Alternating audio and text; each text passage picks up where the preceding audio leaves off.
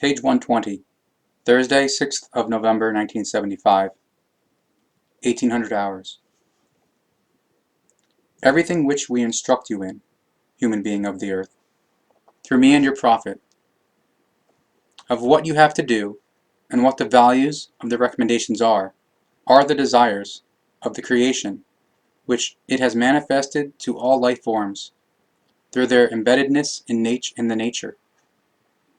If you are determined to proceed, as per how I instruct you, through us, then you will be knowing that every single word given to you is an igniting spark, which will transform your entire existence in the innermost and outermost into a light of life. Therefore let yourself be instructed without doubt that truly only the truth is proclaimed to you, so you shall recognize that nothing has permanence without the following of the creational recommendations and laws. Hence keep yourself far from all doubts, and be knowing in all words which are given to you through me, in us, for they are truliness and love. Hear, human being of the earth, every word given to you corresponds to a permanent and everlasting value, because every single one corresponds to the teaching of the Spirit, which remains unperishing. Hence let each single word be a rich benefit to you, and an immense treasure in your earthly existence. It is, however, a spiritual, valueful benefit and treasure of timeless, everlasting nature.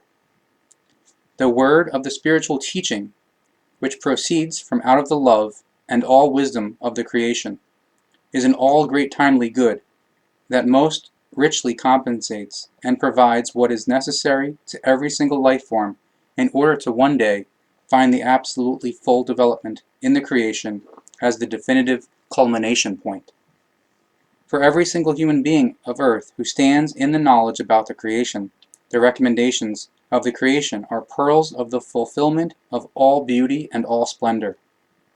Because contained within the recommendations is the love of the creation itself in all greatness.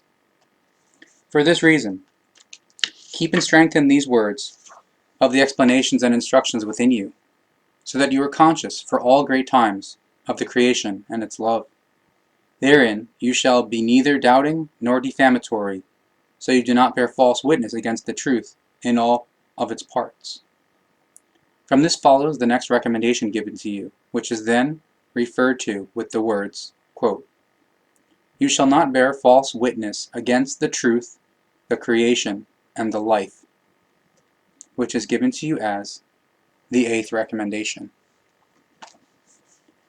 Again, through this recommendation, the creation desires only love from you, human being of the earth. You may comprehend this thusly: never and never speak or think in falseness in any form, for thus if you do not refrain from this, you bear false witness against something. False witness, however, lies in assumptions of beliefs, in criticism from the lack of intellect, in doubts, and lies. Thus, if you therefore speak of things as the truth, which you do not acknowledge as the truth, and cannot designate as such through proof, then you make yourself guilty of false witness. Therefore test every single thought for its truth before you command it as truth within yourself, and before you express it. Therefore refrain yourself in every form from any unvenerable or uncontrolled thoughts. First be seeking and researching, so you may find the truth. Refrain yourself, human being of the earth, from any single lovelessness in thoughts which you otherwise express only too easily. Consider that each one amongst you requires leniency, for each one is not without fault. Thus, however, if you do not heed this, and name an error in him or her, the ones next to you, or the ones next to them, thus you do them an unright therein, that you bear false witness against them.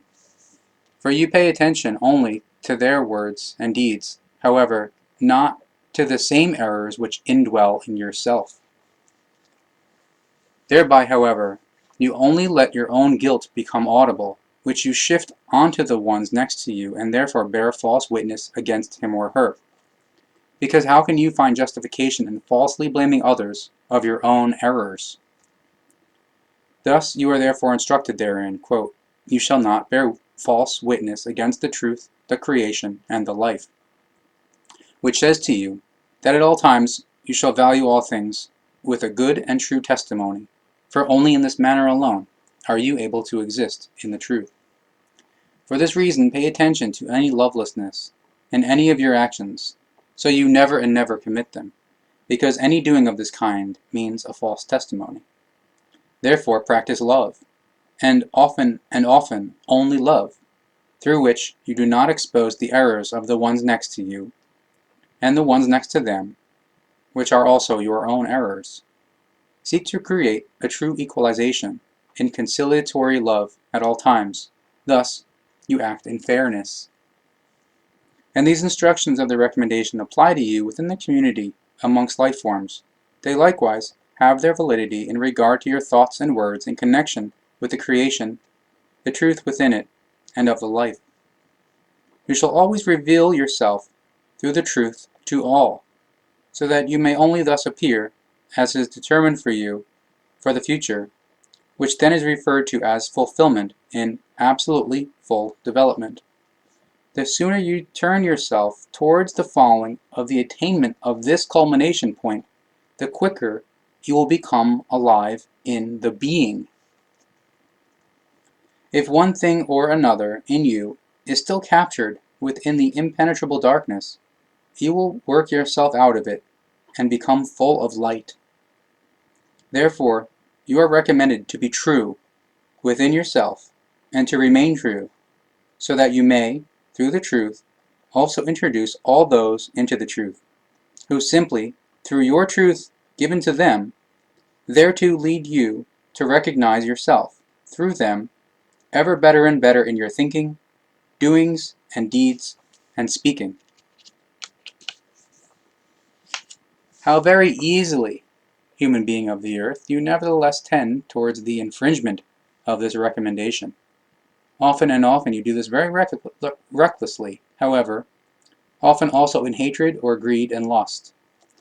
Never and never do you consider, however, that you deceive yourself through your doings and bear false witness against yourself, because every single untrue thought and every single untrue word is manifested to you through a delay, which you bring upon yourself along the evolutionary way to the relative absolute fulfillment. Yet you not only harm yourself through your false testimony, which you designate as wrong, but rather you harm all those brought near to you by you instructing them in the untruth and leading them along the irrational way. Therefore, pay great attention to this recommendation, and do as is herewith instructed to you, for otherwise you deceive yourself, bear false witness against yourself, against the creation, the truth, the life, and all that is brought near to you. However, if you think or speak in false testimony, then you do not make yourself similar to the creation, but rather far from it and ausartig. Be true toward yourself, and be true to the creation, to the truth itself, to the life, and to everything and all that is brought near to you, for only in the truth itself are you able to exist. If you do not want to follow this, then it is your own doing within your own guilt when, often and often, difficulties lie along your way, which you are not able to overcome, or only very difficultly and under great strain. For this reason, always keep yourself only with the truth, wheresoever you are able to find it, because it alone provides you definitive fairness and love, even though the beginning of the truth must often and often be hard won.